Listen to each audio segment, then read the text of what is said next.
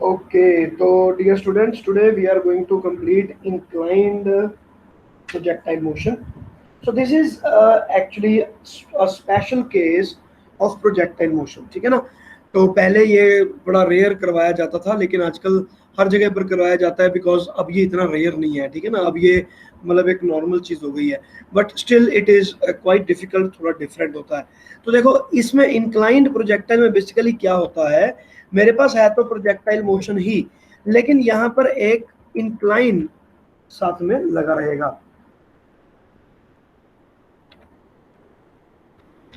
अब देखो इंक्लाइन कैसे लगेगा, जैसे यहां से एक इंक्लाइन लग गया। So this is the inclined plane. Okay, ये इंक्लाइंड प्लेन है मेरे पास, और प्रोजेक्टाइल मेरा बिल्कुल नॉर्मल है। प्रोजेक्टाइल में कोई चेंजेस नहीं है। अगर मैं थीटा की बात करूं तो वो यहाँ से एक सर्टेन एंगल थीटा पर हमने उसको प्रोजेक्ट किया है। There is no problem in that. बिल्कुल ऐसे, ठीक है, नॉर्मल तरीके में हमने इसको यू दिया, तो इसका एक सर्टेन यू कॉस थीटा है और एक सर्टेन यू साइन थीटा है। तो बिल्कुल पुराने वाला प्रोजेक्टाइल मोशन है। अगर मैं इसकी रेंज पूछूं तो रेंज ये आएगी, दिस इज द रेंज। और रेंज का मेरे पास यहाँ पर फॉर्मूला आता है यू स्क्वायर साइन 2 थीटा/जी। तो ये बिल्कुल पुराने वाली बात है। हाइट भी मैं यहाँ पर आपको दिखा देता हूँ, this will be capital H, ठीक है ना, you square by 2g into sine theta. तो अब आप देखोगे बिल्कुल पुराने वाला प्रोजेक्टाइल मोशन है, there is nothing new in it. The only thing is ये ब्लू जो लाइन है ये क्या चीज है, ये एक नया इंक्लाइन है। मतलब यहाँ तक जमीन पहुंच गई तो ग्रेविटी तो नीचे की तरफ ही थी, तो ये ऐसे करके घूम के गया और यहीं पर हिट कर गया। So this motion is not taking place. यहाँ पर ही मोशन हमारी क्लोज हो जाती है। This motion is not taking place. ये सिर्फ एक्स्ट्रापोलेटेड कर्व है। आपने यहाँ से बॉल मारी, लेकिन सीधा यहाँ पर एक पहाड़ था और इस पहाड़ के ऊपर जाकर वो बॉल कहीं से पॉइंट पर जाकर लग गई है, ठीक है। सो दिस इज इनक्लाइंड प्रोजेक्टाइल। सबसे पहले आ गया मेरे पास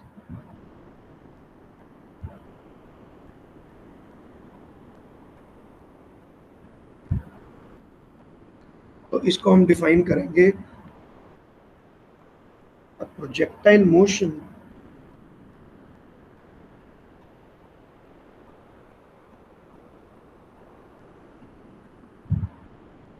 which strikes the inclined plane, which strikes the inclined plane, ठीक है, at एंगल थीटा, ठीक है ना,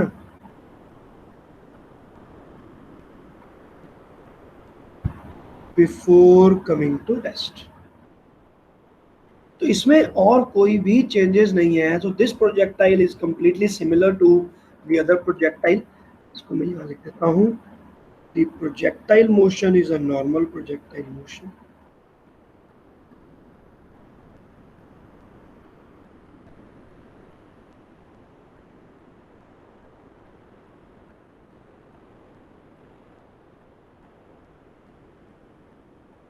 with no changes। कोई चेंजेस नहीं है, बिल्कुल पर्टिकुलरली सेम। तो अब ये जो मेरे पास इंक्लाइन प्लेन बन गया, अब यहाँ पर हमने कुछ एक नए तरह की बात करनी शुरू कर दी। हमने बोला कि चलो ये वाली तो आपकी नॉर्मल प्रोजेक्टाइल की रेंज थी, तो इस प्रोजेक्टाइल की रेंज तो मेरे पास ये वाली हुई जो ब्लू कलर में है। तो ब्लू कलर में it was moving from O and it was going up to the point A. तो मैं कहूँगा कि मेरे पास ओ ए जो है that is the new range O ए।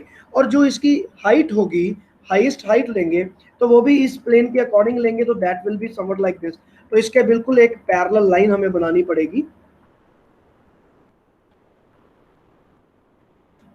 हमने ये लाइन बना लिया, बिल्कुल पैरेलल लाइन हमने यहाँ पर एक बनाई, एंड लेट अस से यहाँ से हमने पार करवाई। तो आप देख सकते हो the gap between these two should be taken as the gap between these two should be taken as, ये वाला जो गैप है, this should be taken as the new height. तो ये हमारे पास एक नया एच आना चाहिए, रादर देन दिस हम इसको एच क्यों बोलेंगे, हम इसको एच बोलेंगे कि जो इस प्लेन और इस प्लेन के बीच में जो गैप पड़ रहा है that will be our H. तो मैंने इसको एच डैश लिखा, और जो ये नई रेंज आ गई मेरे पास, जो ब्लू कलर में रेंज आ रहा है, let me call it R dash. तो आर डैश मेरे पास हो गया ये वाला डिस्टेंस ओ ए वाला, आर डैश इज दी ओ ए वाला डिस्टेंस, ये हो गया आर डैश। तो मैं अब फाइंड करना चाहता हूँ ये आर डैश वैल्यू और एच डैश वैल्यू, ये दो फाइंड करना चाहता हूँ, टाइम ऑफ फ्लाइट फाइंड करना चाहता हूँ। This is the statement of the problem. बच्चों समझ में आया मैं कह क्या रहा हूँ? अगर किसी को नहीं समझ में आया इमीडिएट पूछ लो। और दोबारा बता दो सर। अच्छा ये समझ नहीं आया, तन्वी समझ में आ गया ये? Yes sir. ठीक है, देखो आप क्रिकेट खेल रहे हो, ठीक है ना, तुमने जब यहाँ से सिक्स मारा तो वो ग्राउंड तक तो पहुंच ही नहीं पाया, यहाँ पर क्या था, ऐसे करके पहाड़ था, तो वो हमने मारा, सिक्स मारा, लेकिन वो पॉइंट वहां पर था। ठीक है, स्टेडियम स्टेडियम ऐसे ऊपर जा रहा है ना, कुर्सियां स्टेडियम की, तो स्टेडियम के ऊपर जाकर लगा और वो नीचे नहीं गया, वो अगर बॉल एक्सटेंड करते तो यहाँ से आगे जाता, लेकिन it has not gone down, वो नीचे नहीं गया, वो यहीं पर गिर गया, यहाँ पर टच कर गया। तो ये जो मेरे पास प्लेन है, this is my final plane, ये मेरे पास फाइनल प्लेन है। ये बेसिकली ये अब मेरे पास नया ग्राउंड है। तो ये ग्राउंड जो है मैंने यहां से उठाकर इस ग्राउंड को पहले ही ऊपर ले लिया, and this angle is beta, ये वाले एंगल को मैंने बीटा एंगल ले लिया, कि मान लो मैं बीटा एंगल ऊपर मैंने एक इंक्लाइन ले लिया। अब इस इंक्लाइन पर ये वाली जो बॉल है वो यहाँ पर हिट होती है इस इंक्लाइन के ऊपर। तो now I want to find क्या व्हाट इज दिस। तो ये एंगल मुझे गिवन है, जो रेड कलर वाला एंगल है complete angle, that angle is given as alpha, और ये वाला एंगल जो है this angle is given as beta. ये दोनों एंगल में फर्क है। तो अल्फा मुझे गिवन है और मुझे इस वाले पॉइंट पर फाइंड करना है कि what will be the range, ये चीज है। बट तो समझ में आया कि नहीं समझ में आया बता। Yes sir. सर आगे सर। चलो जी, तो अब इसको करने के लिए हमारे पास मल्टीपल मेथड्स हैं, ठीक है। तो एक मेथड हमारा मैथमेटिक्स का मेथड होता है, जो कि प्योर मैथमेटिक्स में नॉन मेडिकल वालों को करवाया जाएगा। क्या कि इस पैराबोला जो यहाँ पर बन गया, ये प्रॉपर पैराबोला है, तो we will first try to create the equation of the parabola, और फिर मैं ये वाली जो स्ट्रेट लाइन है इसके साथ में एक इक्वेशन लिखूंगा, और दोनों के मैं रूट्स फाइंड कर लूंगा कि where these two lines matches each other.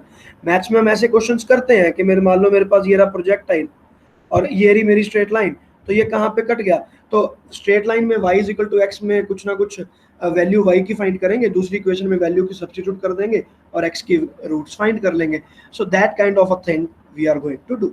तो सबसे पहले लेट अस स्टार्ट। तो इसको मैंने लिख दिया मेथड वन। तो मेथड वन में सबसे पहले इक्वेशन ऑफ पैराबोला ये हमें बनानी पड़ेगी, इक्वेशन ऑफ पैराबोला हमें बनाना पड़ेगा। तो ये अपने आप में एक बहुत बड़ा टॉपिक है। So we have started this topic now, equation of the parabola, how we are going to do it. चलो, तो अब मैं नॉर्मल प्रोजेक्टाइल की बात करूंगा और उसकी y is equal to X square वाला कोई फॉर्म बनाने की कोशिश करूंगा। तो कैसे बनाएंगे हम ये देखते हैं। तो ये रहा मेरे पास पैराबोला। तो पैराबोला की दो इक्वेशंस हैं, एक वर्टिकल और एक हॉरिजॉन्टल, ठीक है। तो सबसे पहले मैं हॉरिजॉन्टल मोशन डील करूंगा, because that will B easiest of all. तो हॉरिजॉन्टल मोशन में मैं लिख सकता हूं कि एक्स कंपोनेंट जो उसने ट्रेवल किया that will be equal to u cos alpha into t। Late us से t टाइम पीरियड ले लिया कोई भी रैंडम, और वो x डिस्टेंस पर पहुंच गया। मतलब आप यूं कह लो कि मैं यहां पर एक कोई पॉइंट चूज कर लिया मैंने, लेट अस से ये वाला पॉइंट। अब इस पॉइंट पर जब बॉल पहुंची तो the time taken was t, and इसके जो कोऑर्डिनेट्स हैं वो मेरे पास क्या है, एक्स और वाई कोऑर्डिनेट्स हैं। तो ये वाला कोऑर्डिनेट मैंने ले लिया y, और जो ये नीचे वाला हॉरिजॉन्टल वाला कोऑर्डिनेट था बिल्कुल एक्स एक्सिस पर जा रहा हूं बच्चे मैं, वो है x। तो presently you are not going to consider the inclined plane, normal plane हमने ले लिया x और y। तो मेरे पास x is equal to u cos alpha into T लिख सकते हैं, देयर इज नो प्रॉब्लम। तो जो मेरे पास ये y ऊपर चला गया, अब मैं इसको लिखता हूं, तो y क्या आएगा, y के लिए मैं वर्टिकल मोशन डील करूंगा,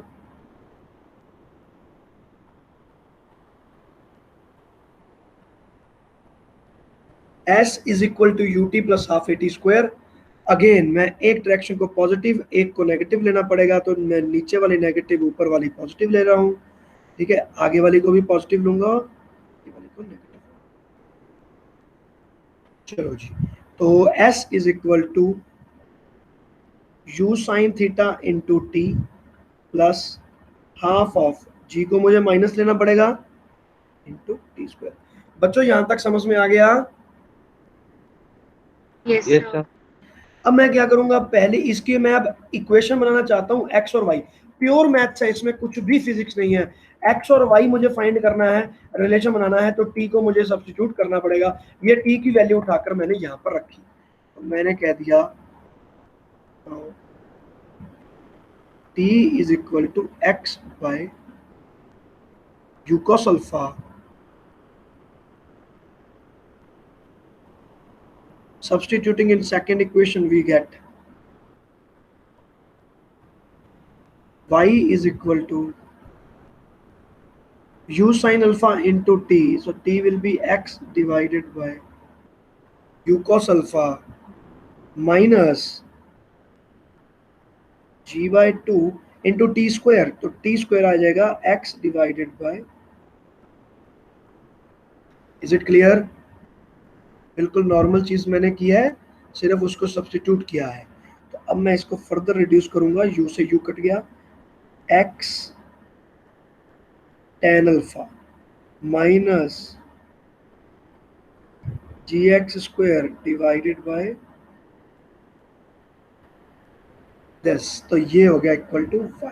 तो मेरे पास एक इक्वेशन बन गया मेरे बच्चों, जो कि y और x, इसमें दो ही वेरिएबल हैं y और x। तो आप देख सकते हो बड़ी सिंपल एक इक्वेशन बन गई, मतलब you can't call it simple equation, but anyways there is an equation between y and x। तो ये जो होती है इसको हम बोलते हैं equation of motion.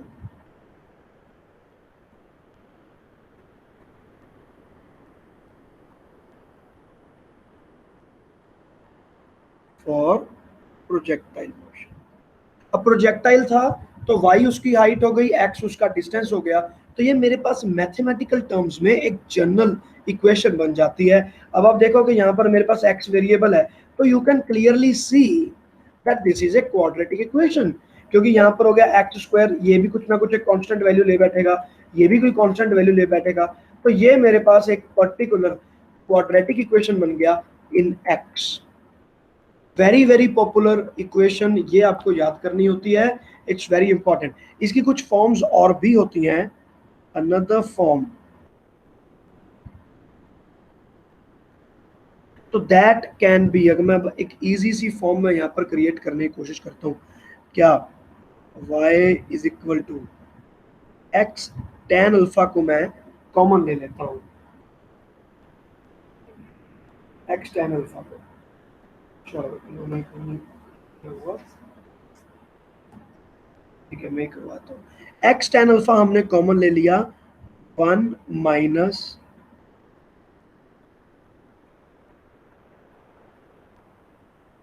X tan alpha, तो इसको मल्टीप्लाई करना पड़ेगा 1 divided by x tan alpha से, तो यहाँ पर मैं लिख लेता हूँ,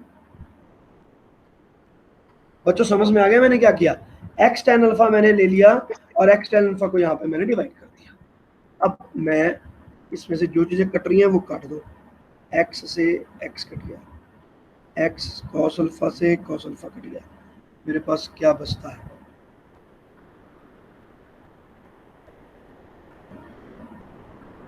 into 1 minus G X divided by u square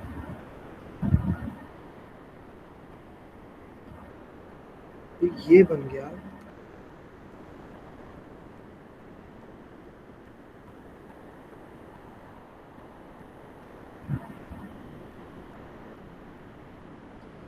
अब ये जो बन गया मेरे पास u square sine two alpha by g, ये तो मेरी नॉर्मल रेंज वाला फॉर्मूला बन गया, u square sine two theta by जी।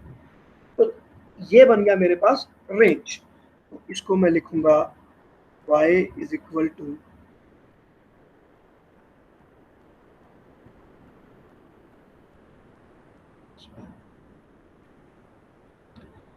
बच्चों समझ में आ गया? Yes, Yes, sir. sir. ठीक है, तो ये सेम इक्वेशन है, ये भी इक्वेशन ऑफ मोशन ही है। तो ये एक सिंपल टर्म्स में इक्वेशन बन गया कि आपको याद करनी थोड़ी आसान हो जाए, x tan alpha into one minus X by R. बिल्कुल सेम इक्वेशन है, ये दोनों के दोनों सेम इक्वेशन है।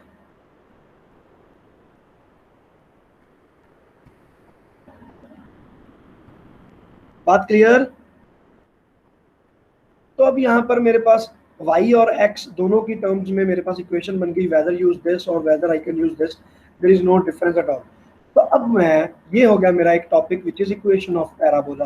सो now I am moving to our old thing that I wanted to find. मैं ये वाले ए पॉइंट पर डिस्टेंस फाइंड करना चाहता हूँ OA। So let me call this as r dash, और मेरे पास यहाँ एंगल दिया हुआ है बीटा। ठीक है, तो ये r डैश आ गया। तो r डैश को फाइंड कैसे करेंगे? तो मैं इस पॉइंट के पॉइंट ए के पहले कोऑर्डिनेट्स क्रिएट करूंगा। तो कोऑर्डिनेट्स कैसे क्रिएट होंगे इसके देखते हैं। देखो यहाँ पर मेरे पास एक ट्रायंगल बन गया और ये बीटा बन गया। तो I can say that there are two things now. ठीक है, अब मैंने ये क्रिएट कर लिया जहां से जहां तक, तो इसको तो मैं लिख दूंगा r डैश कॉस बीटा, और इसको लिख देता हूं r डैश साइन बीटा। तो a के मेरे पास कोऑर्डिनेट्स आ गए, एक x कंपोनेंट आ गया r डैश कॉस बीटा और y कंपोनेंट आ गया r डैश साइन बीटा। तो ये इस वाले पॉइंट के कोऑर्डिनेट्स हैं। तो these coordinates should be able to justify the equation of the parabola because it lies on the parabola। हाँ भाई बच्चों, समझ में आ गया? Yes, sir. Yes, sir. Now point A with coordinates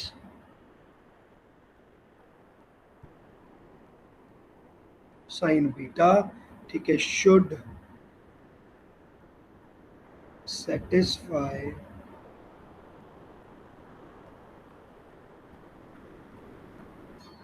the equation of parabola। So अब मैं पुराने वाली ही यूज करूंगा, x tan अल्फा। इसमें अगर सब्स्टिट्यूट कर दूं तो r की टर्म्स में आ जाएगा मेरे पास।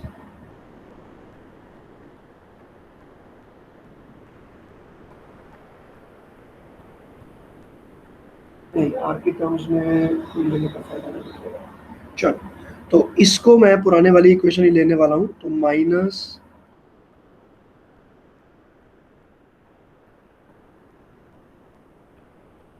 ठीक है बच्चों, तो ये वाली मेरे पास इक्वेशन आ गई।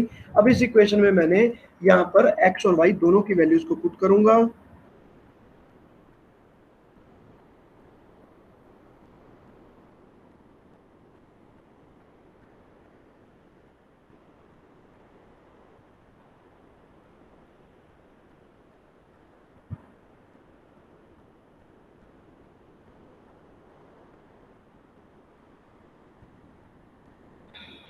ठीक है, सुनो, कॉस बीटा पे मैं इसको डिवाइड करता हूँ। अब तो बस सिंप्लीफिकेशन है और फिर आपके पास आंसर आ जाएगा। That is why math is very important.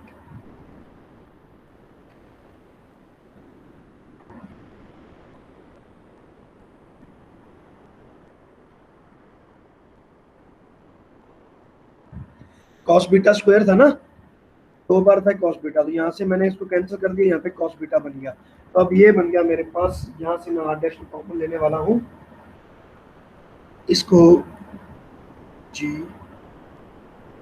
r dash को तो मैं कैंसिल कर देता हूँ एक को। तो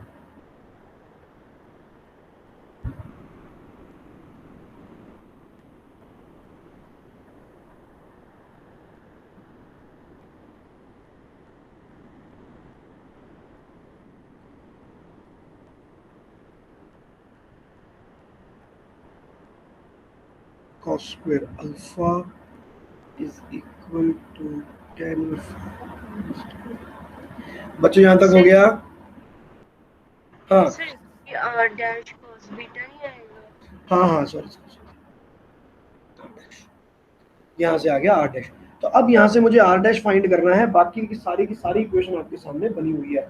अब मैं क्या करने वाला हूँ, tan alpha minus tan beta, इसको सॉल्व करूंगा। तो इसको कैसे सॉल्व करेंगे?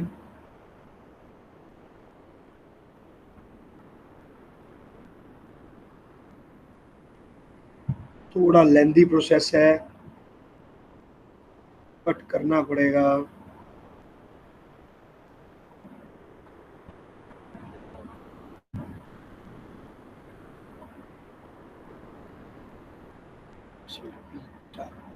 तो ये आ गया मेरे पास।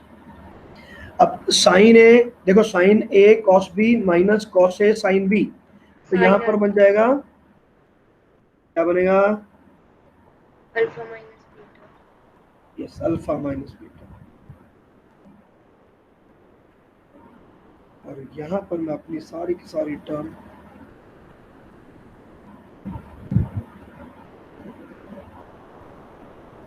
कॉस स्क्वायर अल्फा, तो कॉस स्क्वायर अल्फा फिर से कैंसिल, कॉस अल्फा कैंसिल। अब मेरे पास यहाँ से आर डैश फाइंड कर,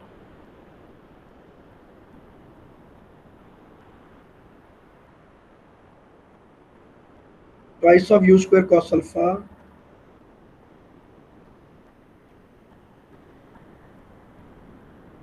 minus beta divided by T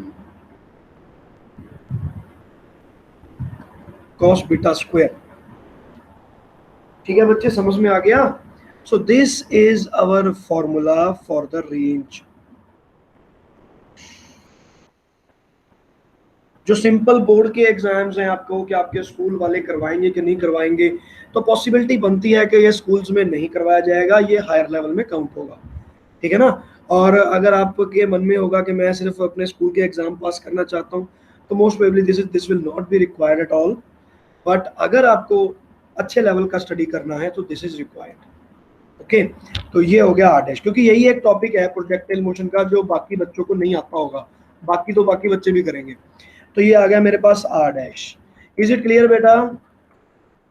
ऐसे हमें रेंज, वेरी गुड, ऐसे हमें रेंज फाइंड करनी पड़ती है, तो आर डैश हमने यहाँ पर फाइंड कर लिया। तो नाउ अकॉर्डिंगली बाकी चीजें भी फाइंड हो सकती हैं, बट हम सिर्फ रेंज ही फाइंड करेंगे और कुछ नहीं। ठीक है, तो चलो अब रेंज फाइंड करने का कोई और तरीका भी कुछ हो सकता है कि नहीं हो सकता, that we are going to study. चलो जी, तो ये आ गया मेरे पास मेथड। क्या बच्चे? सर हम डायरेक्शन भी फाइंड आउट कर सकते हैं? बच्चे डायरेक्शन तो फाइंड करने की रिक्वायरमेंट ही नहीं है। ये देखो ना, अगर आपको डिस्प्लेसमेंट ही फाइंड करना है तो डायरेक्शन तो पता ही है ना डिस्प्लेसमेंट की, ओ से A, that is beta, ten beta.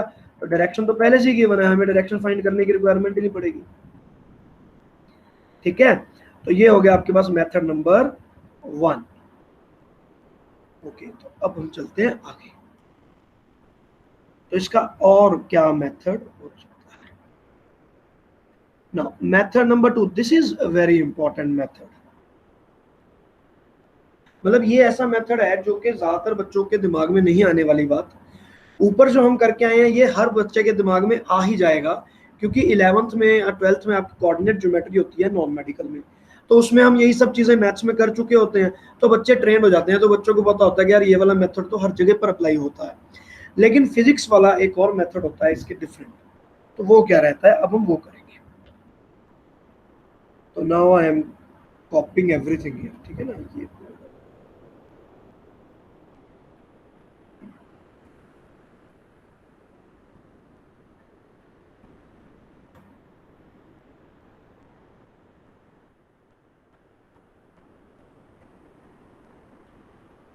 ठीक है जी, ठीक है। तो अब ये बन गया मेरे पास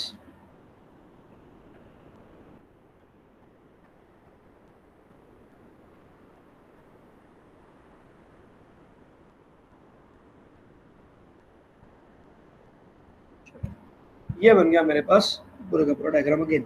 तो अब मैं क्या करने वाला हूँ, अब मैं इसमें कुछ चेंजेस करने वाला हूँ। तो यहाँ पर मैं क्या करूँगा, मेरे पास इसमें हम ग्रेविटी जो है, ठीक है, that is a vector downwards. तो मैं कहूँगा उसके हम दो कंपोनेंट बना लेंगे।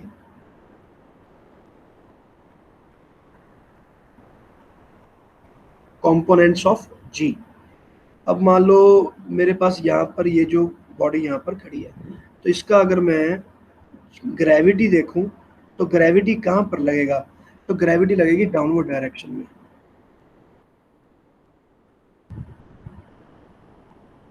Like this.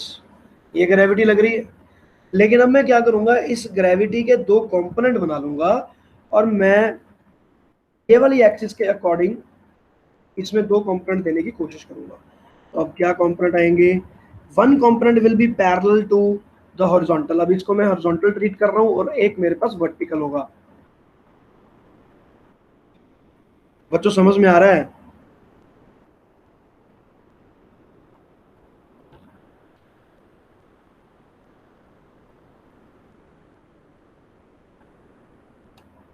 Like this. तो अब एक तो ये वाला मेरे पास ग्रेविटी वाला फैक्टर नीचे की तरफ चला जाएगा और एक जाएगा ये वाला, that will be the perpendicular to our surface. Sir हम ग्रेविटी के कंपोनेंट्स क्यों बना रहे हैं? बच्चे अब मैं क्या करने वाला हूँ, मैं एक सेकंड मेथड आपको करवा रहा हूँ। उस मेथड में हम क्या करेंगे, जो ये वाला मेरे पास नया ग्राउंड बन गया ना, मैं इस ग्राउंड को हॉरिजॉन्टल मान के चल रहा हूँ। अब सोच के देखो कि ये एक्चुअल में जमीन है, और मान लो आप जैसे शटलकॉक नहीं खेलते हो, कभी आपने बैडमिंटन खेला हो और हवा चल रही हो, तो आपने जैसे शॉट मारा और आपने शॉट मारा, लेकिन हवा इतनी ज्यादा थी कि उसकी एक्चुअल जो प्रोजेक्टाइल मोशन होनी चाहिए थी, जो यहाँ से शॉट होकर कहीं और जाना चाहिए था, लेकिन वो उससे पहले ही गिर जाता है। वो ऐसे जाएगा और ऐसे करके यहीं पे गिर जाएगा। ऐसा हुआ आपके साथ पहले कभी? Yes sir. होता है ना, जब हम जैसे अब हवा चल रही है और मैं सर आवाज ओके, जैसे हवा चल रही हो, अब हवा चल रही है मेरी तरफ और मैं ऐसे करके शटल कॉक को मारूंगा, तो shuttlecock will not be able to reach the distance that it was supposed to reach. वो थोड़ी दूर जाएगा ऐसे करके, फिर वापस आ जाएगा। तो ये जो है, जो मैं अभी यहाँ पे करने वाला हूँ, ये बिल्कुल वो वाला केस है। यहाँ पर मैं क्या करूंगा, मेरे पास जो ग्रेविटी है इसको मैंने दो पार्ट में डिवाइड कर दिया। ये थी मेरे पास ग्रेविटी जी, और ये वाला जो एंगल आएगा, this angle will be same as beta. ये बीटा एंगल के बिल्कुल बराबर आता है, ठीक है, ये वाला एंगल। तन्वी बच्चे समझ में आ रहा है? Yes sir. ओके। तो अब मैं यहाँ पर दो फोर्सेस लगा रहा हूँ। तो एक जो ग्राउंड वाली लग गई, ये लग गई जी साइन बीटा, और ये लग गया मेरे पास जी कॉस बीटा। ये दो लग गए। अब मैं इसको नया एक्स एक्सिस मान रहा हूँ बेटे। ये जो है ना, this is the new x axis now. और इसके ऊपर जो एक वर्टिकल मैं बना दूं यहाँ पे, लेटर से ये हॉरिजॉन्टल एक 90 डिग्री एंगल पे, 90 डिग्री नहीं है ये, चलो एनीवेज ये मान लो। अब अगर ये जो मेरे पास बन गया एक्सिस, ये वाला बनेगा वाई डैश। तो अब ये देखो कि ये वाई डैश हो गया, ये एक्स डैश हो गया। Now these are new coordinates, new coordinate system. अब मैं इस कोऑर्डिनेट सिस्टम के अकॉर्डिंग चल रहा हूँ, और जी साइन थीटा और जी कॉस थीटा मैंने उनके दो कंपोनेंट यहाँ पे ड्रॉ कर लिए। समझ में आ गया बेटा? Yes sir. So now first of all we are considering motion in x dash direction. तो अब मेरे पास s is equal to ut plus half at square लगेगा। अब पहले वाले केस में क्या था, मैंने x एक्सिस पर जाते हुए एक्सेलरेशन को जीरो लिया था, बट अब x एक्सेलरेशन पर भी एक्सेलरेशन हमारा जीरो नहीं आएगा। x डैश के पास कितना आ रहा है, माइनस जी साइन बीटा, क्योंकि मैं ये वाले डायरेक्शन को माइनस ले रहा हूं, इनको पॉजिटिव ले रहा हूं।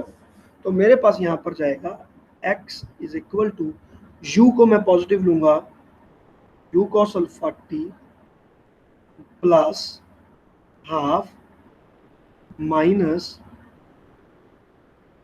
जी sine beta into t square. बच्चे ये बात समझ में आ गया? सर एक बार फिर से बता दो। देखो हमने क्या किया, यहाँ पे g sine theta acceleration back side पे लग रही है, और यहाँ से जो यू गया उसको मैं लूंगा, अच्छा सॉरी अल्फा नहीं लूंगा मैं, इसको मुझे लेना पड़ेगा अल्फा माइनस बीटा।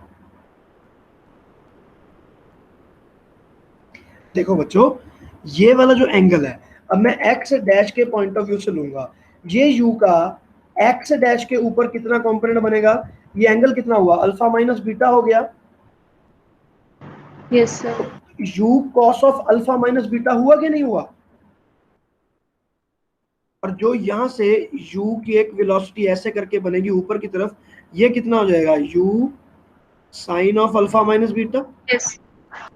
तो ये मेरे पास दो कंपोनेंट बन गए नए। अब मैंने x एक्सिस पे ये वाली मोशन करवा दी, सिमिलरली मैं अब y एक्सिस पर जाने,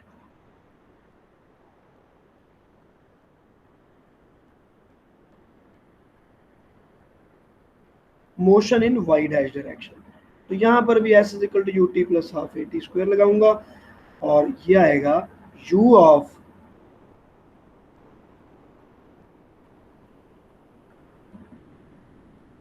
अब एक्सेलरेशन डाउनवर्ड्स है, y डैश की अगर मैं बात करूं तो भी एक्सेलरेशन मेरे पास डाउनवर्ड है, g cos beta minus g cos beta into t square. बच्चों समझ में आ गया, ये आ गया मेरे पास 2, और ये वाली इक्वेशन को मैंने लिख लिया 1। इज इट क्लियर, ये बताओ आप मुझे। Yes sir. ठीक है, यस सर।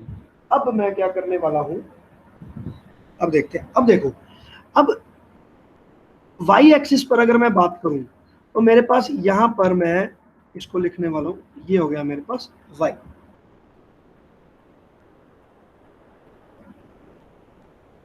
अब अगर मैं यहाँ पे कैपिटल टी सब्स्टिट्यूट कर देता हूं, स्मॉल टी की जगह पे कैपिटल टी, मतलब जितना टाइम लगा, तो ऑब्वियसली वो यहाँ से शुरू हुई बॉडी और यहाँ पर गिर गई। तो मैं वर्टिकल की बात करूंगा तो the displacement will come out to be equal to 0। यहाँ से शुरू हुआ, ऊपर गया, ऊपर से ऐसे वापस आ गया, डिस्प्लेसमेंट हैज बिकम 0। समझ में आ गया। तो हियर डिस्प्लेसमेंट को मैंने लिखा 0, टी की जगह पर लिखा कैपिटल टी।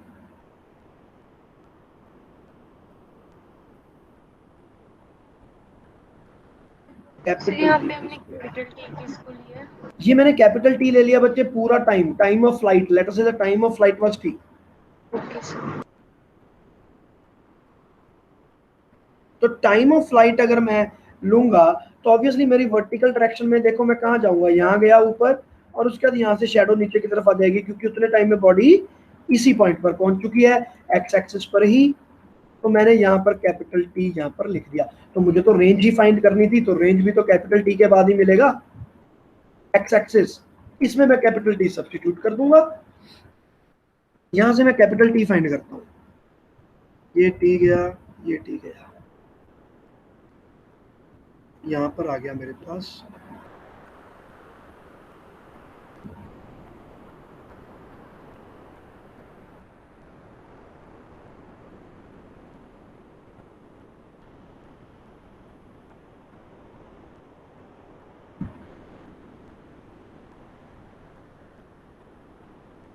लो बच्चे, आपके पास एक और फार्मूला आ जाता है, और ये फार्मूला हमारे पास बन गया टाइम ऑफ फ्लाइट का।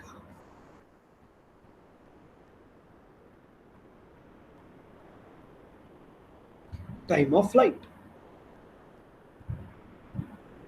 बच्चों कोई डाउट? No sir. गुड। तो टोटल टाइम ऑफ फ्लाइट अगर मैं लूंगा तो मेरे पास वन कैपिटल टी आ गया। अब मैं ये वाली जो एक्स एक्सिस है, ये मेरा बोल रहा है कि टी टाइम पर एक्स कितना आपने कोऑर्डिनेट मूव किया, वो भी एक्स डैश एक्सिस में। तो मैंने यहाँ से यहाँ तक ए तक मैं गया, तो इसको मैं बोलना चाहता हूँ आर डैश। तो आर डैश बोलूंगा, और टाइम कितना लगा, टोटल टाइम टी। तो इस कैपिटल टी को यहाँ पर मैं सब्स्टिट्यूट कर दूंगा, and directly I would be getting the range. तो रेंज सर टाइम सेम निकलता है अगर हम y एक्सिस से जा रहे हैं या x एक्सिस से? बच्चे बॉडी तो एक ही है ना, मैंने बॉडी ऐसे थ्रो किया, तो बॉडी की एक शेडो है जो एक्स एक्सिस पर पड़ रही है और एक शेडो है जो वाई एक्सिस पर पड़ रही है। तो अगर मैं इस पर्टिकुलर केस का एग्जांपल लूं, यहाँ से बॉडी गई, ये बॉडी गया यहाँ तक पहुंचा और यहाँ तक चला गया, मतलब इसकी शेडो देखो वर्टिकली ऐसे वर्टिकली ऊपर जाएगी और फिर ये वर्टिकली नीचे आएगी। और अगर मैं हॉरिजॉन्टल की बात करूं तो शेडो यहाँ से मूव करती हुई यहाँ पहुंच जाएगी, और ऑब्वियसली दोनों को टाइम कितना लगेगा, T, yes because both are the shadows of the same body, shadows of the same body. तो मेरे पास ये टाइम आ गया, तो मैंने अब इसको यहाँ पर सब्स्टिट्यूट करना है, alpha into this multiply by 2u। थोड़ा सा डिफिकल्ट है लेकिन डोंट वरी, ये मैंने इसलिए लास्ट करवाया है आपको, ठीक है ना। माइनस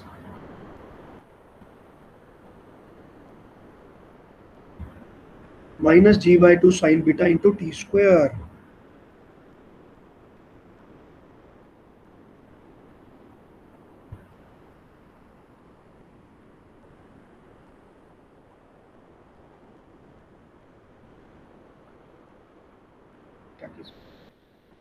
अब इसमें जो चीज कॉमन आ रही है, जो चीज नहीं आ रही, उनको आप कॉमन ले लोगे और वो सारी की सारा इसको सिंप्लीफाई कर लोगे आप। तो सबसे पहले तो मेरे पास ये रहा जी, जी से अच्छा इसका एक जी कटेगा, तो चलो बाद में काटते हैं। u cos of alpha minus beta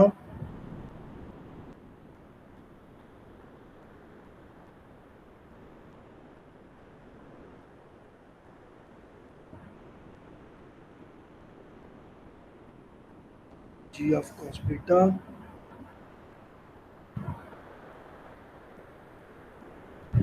चलो अब इसके बाद तो सिंप्लीफिकेशन ही है। सर ये कैलकुलेशन बता दो जो फर्स्ट वाली लिखी है। क्या चीज सर जो u square sine 2 alpha minus beta. u square sine 2 alpha minus beta, बच्चे ये देखो ना, ये आ गया twice of cos alpha minus beta और साइन अल्फा माइनस बीटा। तो 2 twice of sine A cos A बन गया, साइन 2a बन गया मेरे पास साइन 2 थीटा, ठीक है। तो अब मैं इसको कैसे सॉल्व करता हूँ देखते हैं। सबसे पहले तो मेरे पास ये जी चला गया, यहाँ से मेरे पास ये चला गया, तो ये 2 आ गया, 2g। और ये कॉस स्क्वायर बीटा, तो यहाँ से एक टेन बीटा बनेगा, कॉस बीटा ये मेरे यहाँ पे बचा रह जाएगा।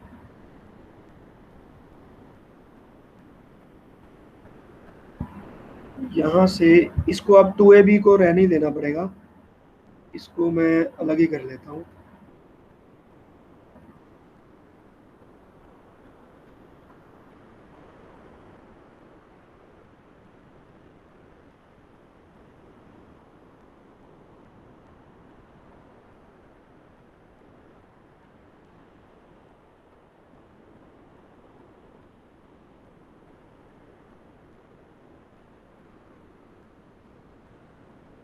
तो कॉस स्क्वायर बीटा की जगह मैंने कॉस बीटा लिखा, और ये साइन बीटा को मैं बना रहा हूँ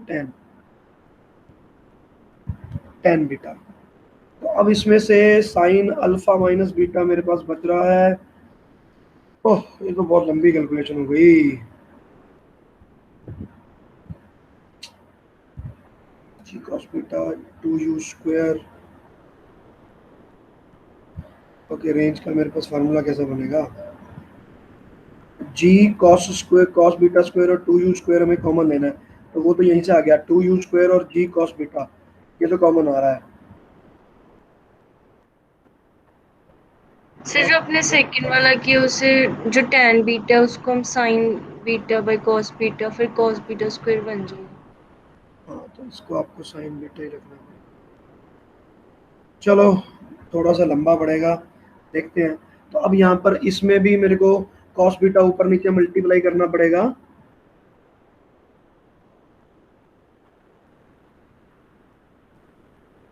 कॉमन ले लिया मैंने, ठीक है, वो तो बाहर चला गया।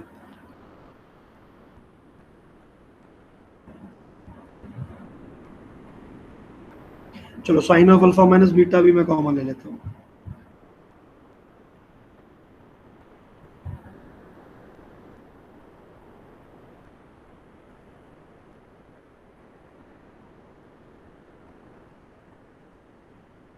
Minus 2u² g cos² beta sine of this. तो एक आ गया मेरे पास साइन बीटा और एक आ गया साइन ऑफ।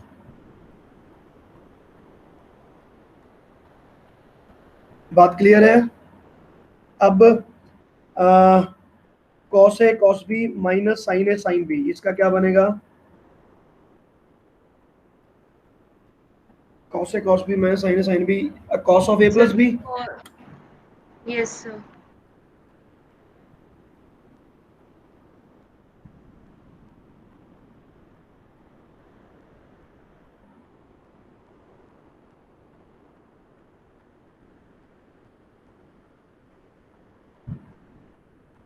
ये बन गया कॉस अल्फा। तो आपके पास रेंज का फॉर्मूला बन गया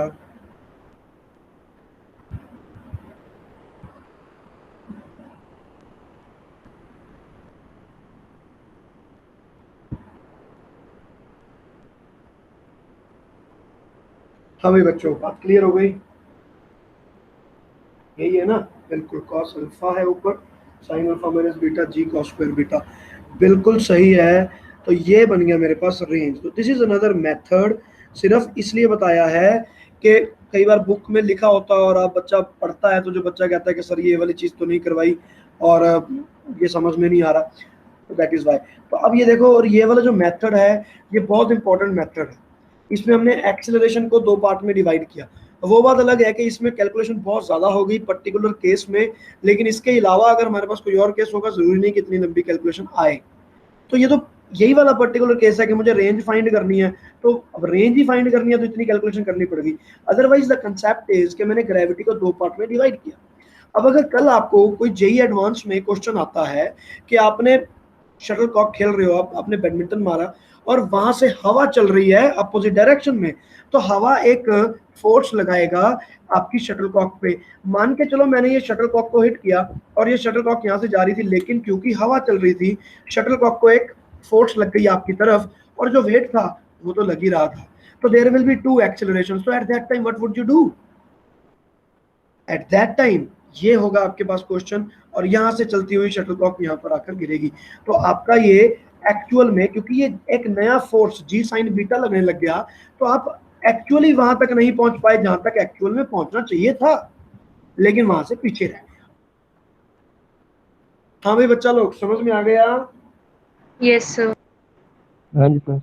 चलो भाई, तो अब ये आपके पास हो गया, ठीक है? सुनाओ, इसके आगे नहीं करवा रहे हम, ठीक है? ये हो गया। तो अब हम करते हैं, चलो इसकी वर्टिकल हाइट और टाइम ऑफ फ्लाइट हमने कर लिया, वर्टिकल हाइट देखते हैं कैसे निकलेगी। अब वर्टिकल हाइट तो मैं अब यहीं से निकालने की कोशिश करूंगा कि वर्टिकल हाइट अगर निकलेगी तो मैं यहाँ से वाई मोशन ये रहा मेरे पास, और टी को मैं t/2 भी पुट कर सकता हूँ, ठीक है? और v is equal to u plus a t कर देते हैं, दैट विल बी बेस्ट, है ना? t/2 ये आ जाएगा। नहीं, हाइट लेना है तो v² minus u² equal to as, final velocity 0 कर देंगे, इनिशियल वेलोसिटी का स्क्वायर कर लेंगे। चलो इसी तरीके से now we will find the height.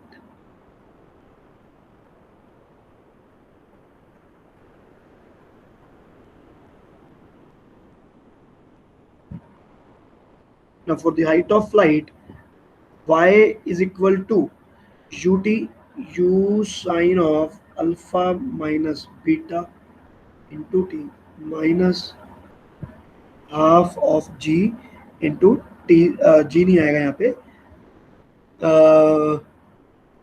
Y axis पर बात हो रही है ना, जी cos बीटा इंटू t², यही था मेरे पास यहाँ पे इक्वेशन y की, ये रही माइनस जी cos बीटा इंटू t², बिल्कुल एग्जैक्ट। तो अब इसमें मैं क्या करने वाला हूँ, t को मैं क्या करूंगा, हाफ वैल्यू पुट कर दूंगा। जो मेरे पास ये वाला t है इसको मैं हाफ पुट कर देता हूँ, नहीं, v² minus u² equal to as में पुट करता हूँ, that will be better. Final velocity मुझे 0 चाहिए,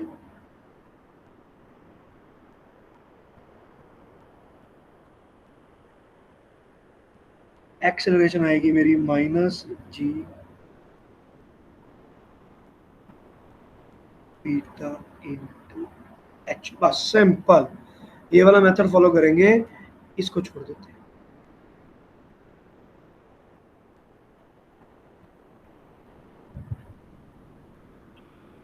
ठीक है, तो अब यहां से एच निकलेगा to square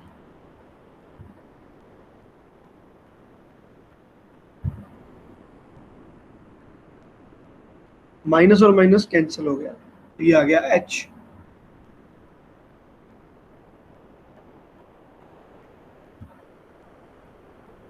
you square sine square alpha minus beta divided bye 2g into cos beta. हाँ भाई बच्चों, समझ में आ गया?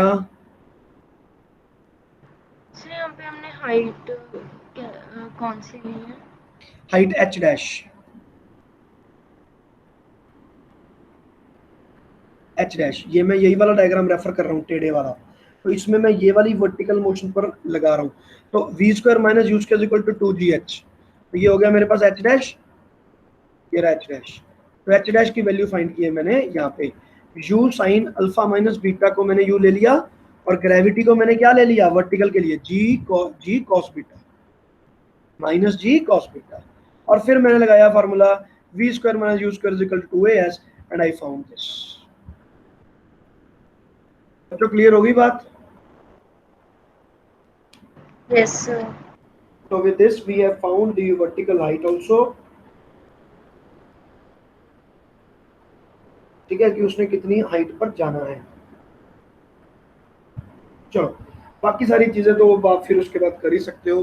कभी आपको बोल देगा कि भी उसकी रेंज को मैक्सिमम कैसे करें, इसको कैसे करें, डिफरेंशिएशन करके इक्वल टू 0 करना रहता है। So I am not doing it because there are number of variables, तो वो सब चीजें नहीं करेंगे। तो 3 चीजें हमने यहाँ पर फाइंड कर ली हैं। क्या चीज? एक हमने इसकी रेंज फाइंड कर ली, एक हमने इसका हाइट भी फाइंड कर लिया है, ये वाला एच डैश, और हमने टाइम ऑफ फ्लाइट भी फाइंड कर लिया। इज इट क्लियर बच्चे? चलो भाई, तो ये मेरे पास हो गया the first part for today, and that was inclined projectile. Time कितना बचा था? तो नहीं हो गया, 5:25 हो गया। अब सेंट्रीपिटल एक्सेलरेशन तो आज नहीं हो पाएगा, तो सेंट्रीपिटल एक्सेलरेशन अब 5:30 बजे हर्ष की क्लास भी है, तो सेंट्रीपिटल एक्सेलरेशन अभी नहीं होगा। चलो ठीक है, फिर मैं ऐसा करूंगा, कल हम सेंट्रीपिटल एक्सेलरेशन करेंगे, बट कल हमें DPP 1 के डाउट्स लेने ही लेने हैं। ठीक है, और छोटा सा टॉपिक है सेंट्रीपिटल एक्सेलरेशन, हमें it will not take more than 20 minutes tomorrow. ठीक है, बाकी के सारे टाइम में हम डाउट्स लेंगे DPP 1 के। Is it clear? Yes sir. ठीक है, हर्ष तेरी क्लास है आज? यस सर है। चलो फिर ठीक है बच्चों, अगर कोई डाउट है तो आप कुछ पूछ सकते हो।